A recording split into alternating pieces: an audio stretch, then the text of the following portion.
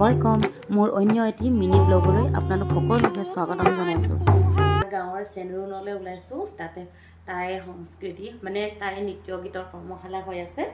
মই সেইকাৰণে ভাবিছোঁ এপাক চাই আহোঁ আৰু মোক মাতিছেও আহাচোন এপাক বুলি, নগ'লে যিহেতু বেয়া কথা হ'ব, নিজৰ গাঁৱৰে হয় সেইকাৰণে মই খৰধৰকৈ সেই লাচেং শুই আছে তাক খুৱাই পিনে দেউতাকক চাবলৈ কৈছোঁ আৰু মই ওলাই লৈছোঁ গাঁৱলৈ যাওঁ বুলি। মই যিহেতু আহোম বোৱাৰী, সেন্দুৰ চেন্দুৰ নলওঁ আপোনালোকে দেখিছেই, তো মই যে বোৱাৰী কেনেকৈ গম পাব, মোৰ ড্ৰেছটোত গম পাব হয়নে নাই।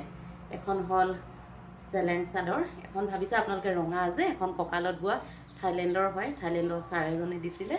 এখন চেলেং চাদৰ, এইটো ফাচু মানে চোলা, এখন সাদাই বা লাঙুৱাটো, এখন হয় অলপমান ওলাই আছে, এখন হ'ল সাচিন বা মেখেলা। এতিয়া মোৰ সম্পূৰ্ণ বোৱাৰী ড্ৰেছটো হৈ গ'ল। কেনেকুৱা লাগিছে আৰু কি কিনো হৈ আছে মই আপোনালোকক ভিডিঅ'ৰ জৰিয়তে দেখাম।